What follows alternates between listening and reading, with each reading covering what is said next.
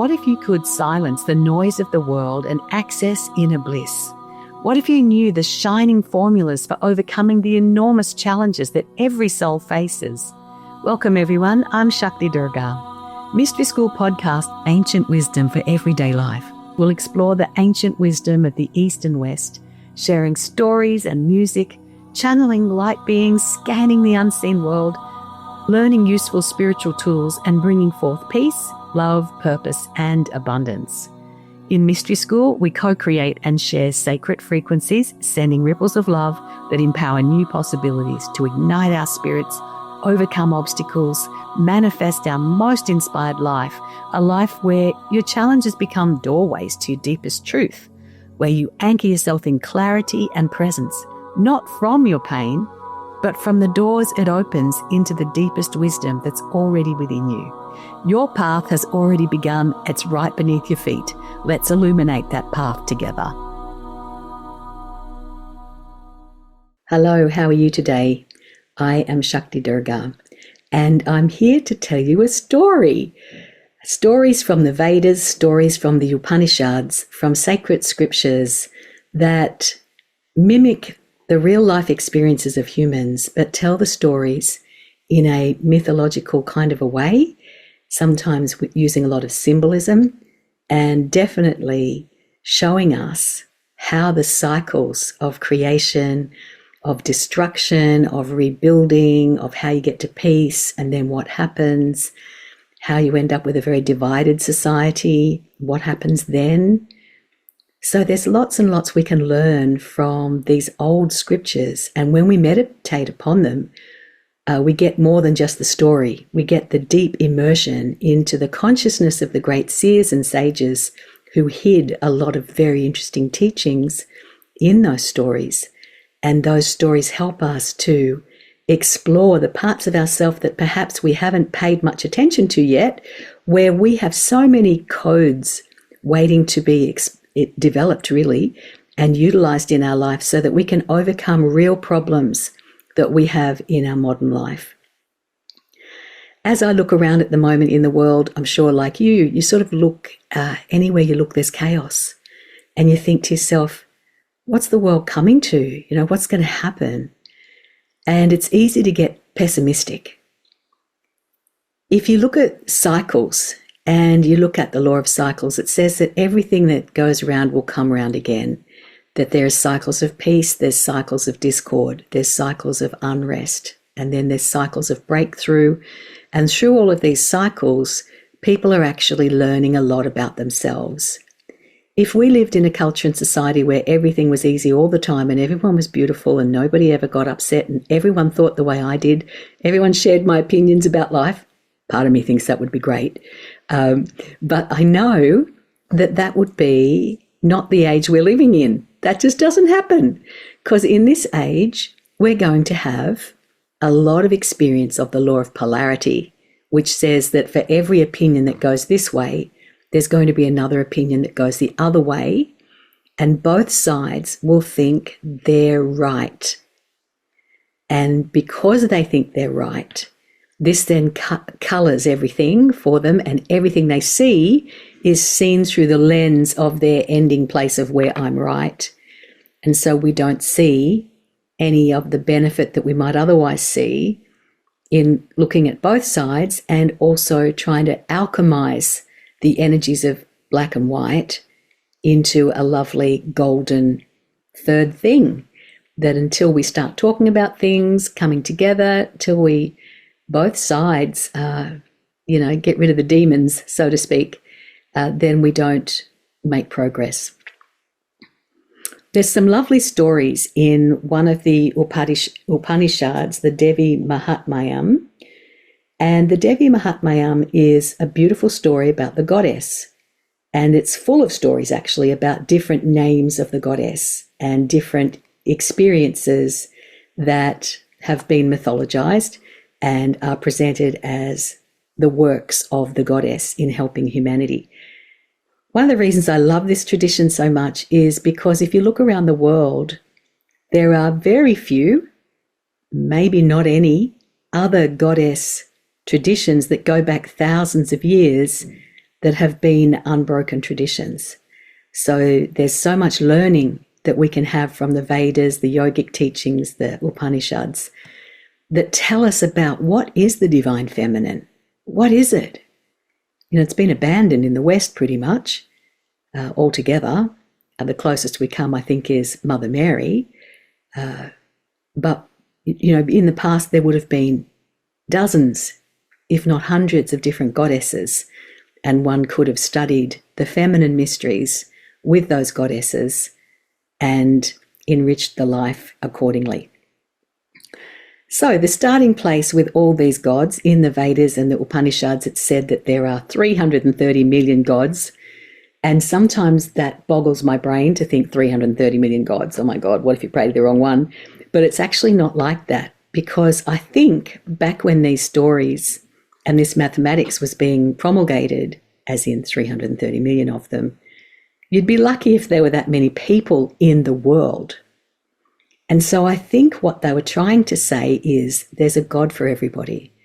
There is a God for any type of person, in any situation. Are you a soldier? Perhaps you might relate to this version of thinking about the divine. Are you a parent? Perhaps you might like this approach to the divine. Are you a housewife? Maybe you'll like this approach to the divine. But what the rishis knew is that the divine is one, and that one infinite absolute can express itself however it wants to, without reservation, without restriction. There's no end to the magnificence of the creative power of the one. And so the other thing that the ancient rishis would say to us is that the seeds of every one of those 330 million gods is inside of every person.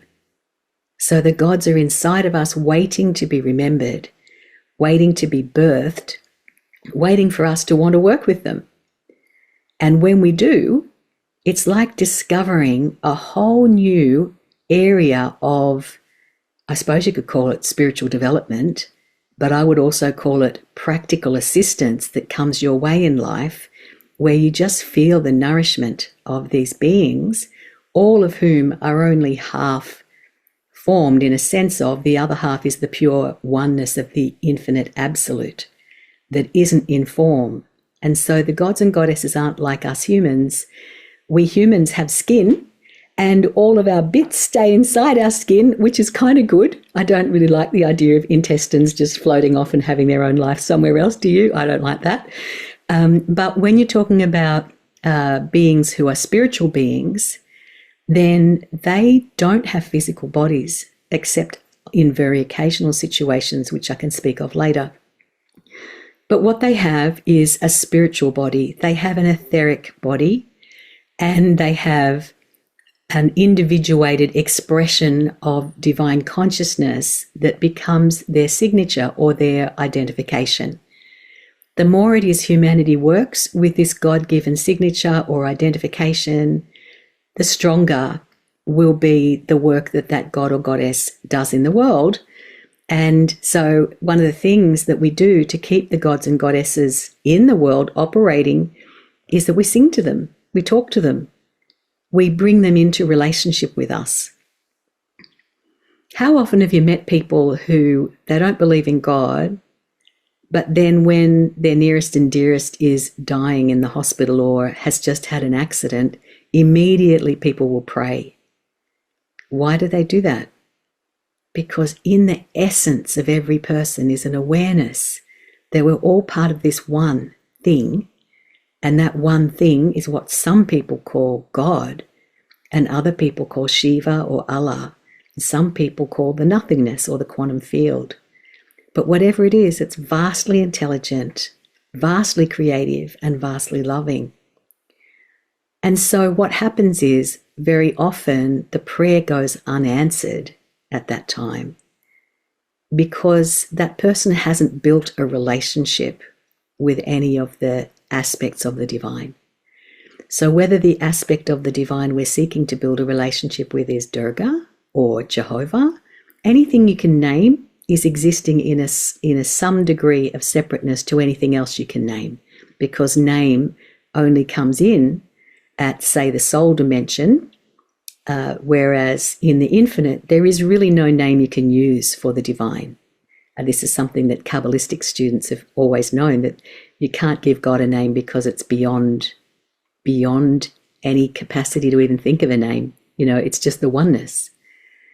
So wherever there's a name, there is a relationship to be built. And if we build that relationship, then when we're in times of trouble, you wouldn't believe how it is that you can be supported. One time I was in India, and which is something I do commonly, go to India, and I was staying at a temple in South India, and I was at a Narayani temple, and I'd sponsored a puja. That means you pay a fee. You can attend for no fee, but I paid a fee to bless my family.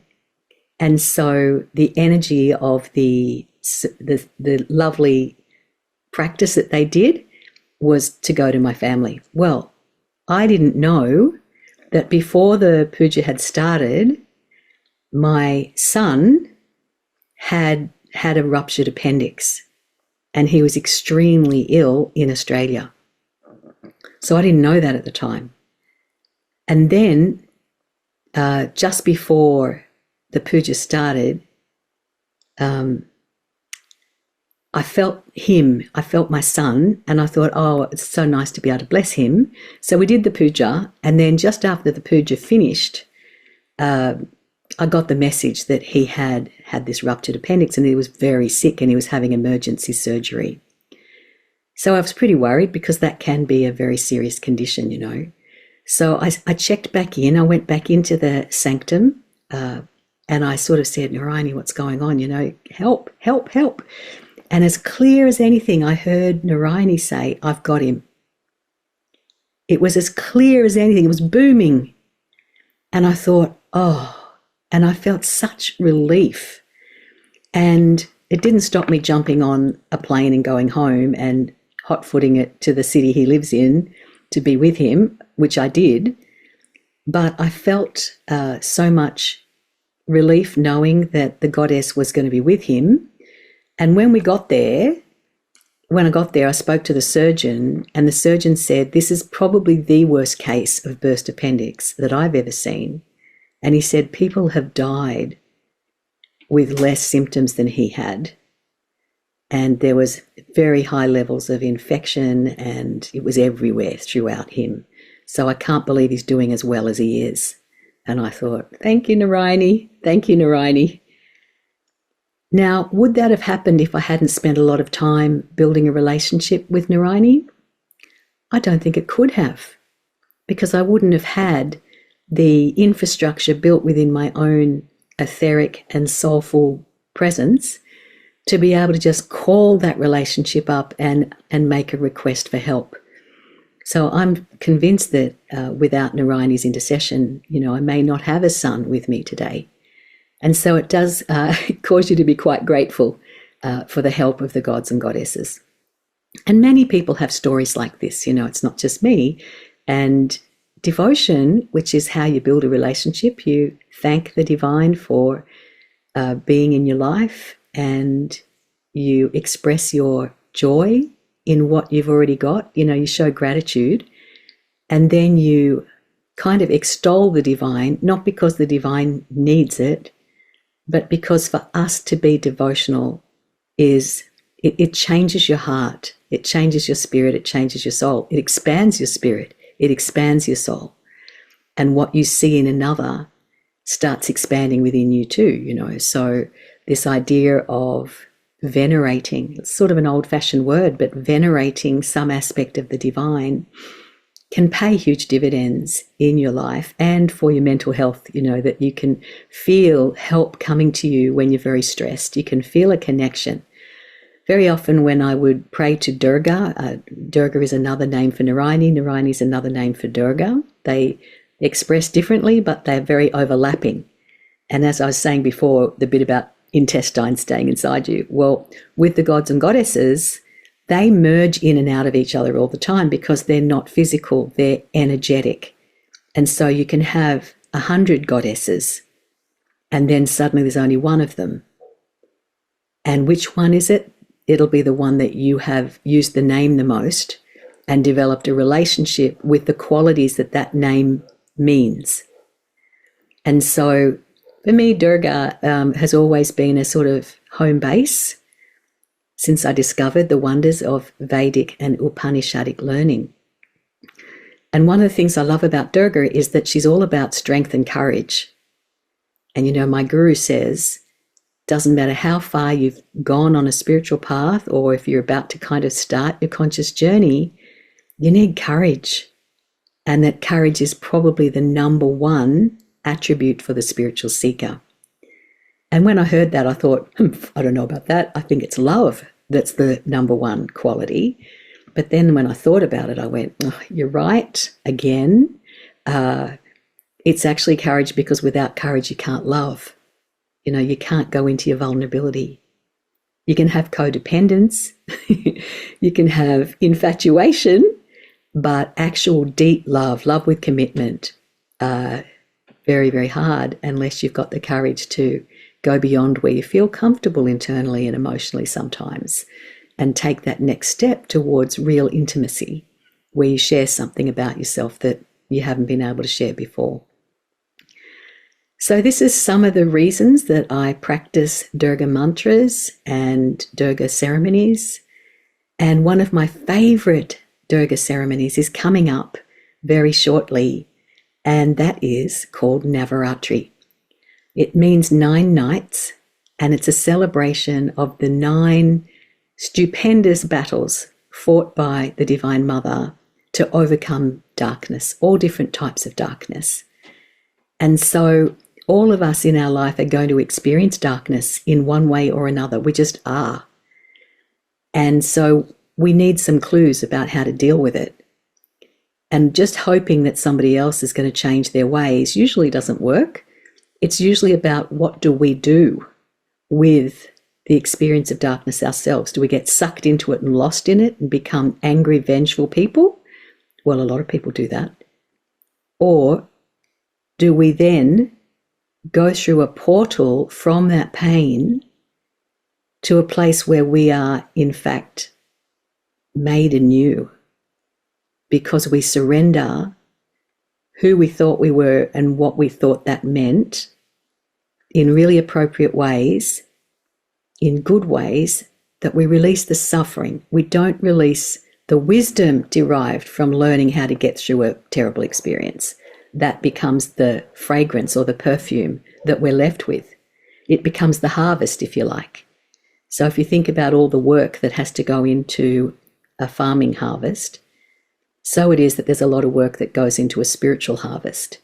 And generally speaking, it's about overcoming adversity. It's about pulling yourself out of the big black hole that life dumped you in. And there's many, many ways to do that. For me, the gods and goddesses are a lifeline at times when things are really hard, and being able to go within and feel the presence of Durga. And I feel her as a tingling, warm, fuzzy, beautiful feeling that goes throughout my body, and it feels like bliss. And that bliss then is pervasive and starts to radiate outwards. And by the time I finish the practice or finish the meditation, I'm feeling really different about the events of my life. So we treat Navaratri as a festival, and every day in our Navaratri, which starts on the 21st of September and goes till the 1st of October, there are events that will be held in the USA, in England, and in Australia.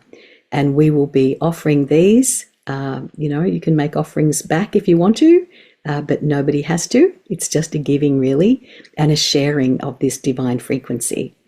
You can come to all the sessions, or you can just come to one.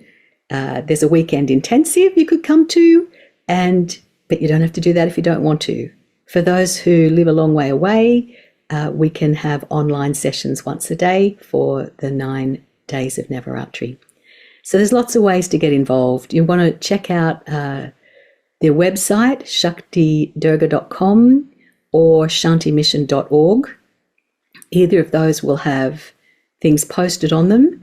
And join our mailing lists so that you can be kept up to date with exactly the details of the festival, because there's lots of yummy things that will be happening. And honestly, even just attending one of the sessions, you're going to leave that session feeling very different to how you did when you arrived. So the exaltation of the spirit that happens through connection with an actual goddess can't be underestimated.